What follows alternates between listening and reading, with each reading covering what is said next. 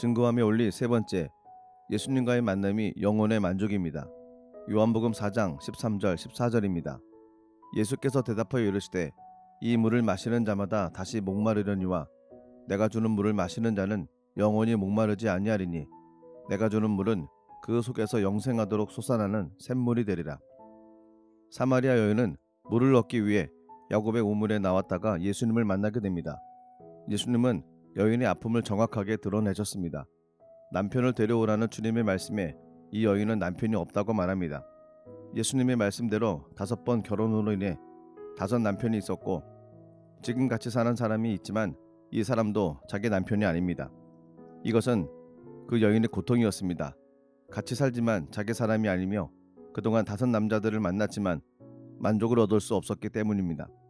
첫째, 만남은 자신을 알게 합니다. 이처럼 주님과의 만남은 자신이 누구인지를 알게 합니다. 자신이 숨기고 싶어하는 수치스러운 모습까지도 다 드러내십니다. 자신이 누구인지 알아야만 예수님 앞에 온전히 나갈 수 있기 때문입니다. 우리는 모두 예수님을 떠난 죄인이었습니다. 예수님이 아니면 멸망받을 수밖에 없는 자들이었습니다. 그 사실을 모른 채 그렇게 살아가다가 우리를 먼저 찾아오신 주님을 만났습니다. 예수님을 통해 우리는 우리가 죄인인 것을 알았고 그분의 은혜를 통해 구원받았습니다. 이것이 바로 세상을 통해 만족을 얻고자 했지만 얻지 못하고 예수님을 통해 만족을 얻은 우리의 모습입니다. 둘째, 만남은 주님을 알게 합니다.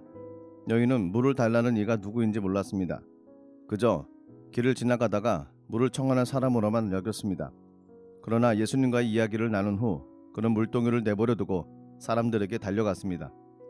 그는 자신의 모든 문제와 아픔을 해결해주고 다시는 목마르지 않을 영생수를 주시는 유일한 사람이었습니다. 그래서 그 여인은 자신의 수치심도 잊은 채 마을로 달려가 사람들에게 예수님을 전했습니다. 자신이 만난 분은 바로 그리스도였기 때문입니다. 셋째, 만남은 영혼을 만족케 합니다. 예수님께서 여인에게 물을 달라고 하였을 때 여인은 줄이고 있는 자기 영혼의 목마름을 생각하지 못했습니다. 오히려 여인은 예수님의 영생수의 말씀을 먹는 물로 잘못 받아들여 대답합니다. 그러나 예수님은 영원히 목마르지 않는 물, 즉 그 여인의 근본적인 삶을 바꾸고 고통으로부터 자유를 누리고 새 삶을 시작하게 하는 영혼 깊숙이 쌓여있는 상처를 치유하는 영원한 생수였습니다. 이것이 예수님께서 우리에게 주시는 영생수입니다. 예수님은 우리 영혼의 목마름을 해결해 주시며 만족해 하시기 때문입니다. 예수님을 만난 후 여인의 삶은 바뀌었습니다.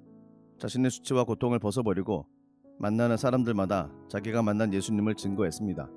예수 그리스도를 만나 얻게 된 영혼의 만족이 자신의 모든 문제를 해결했기 때문입니다. 그렇습니다. 오늘 우리도 수가성의 여인과 같이 예수 그리스도를 경험하고 기쁨으로 복음을 증거하시는 복된 날 되시기를 기도드립니다.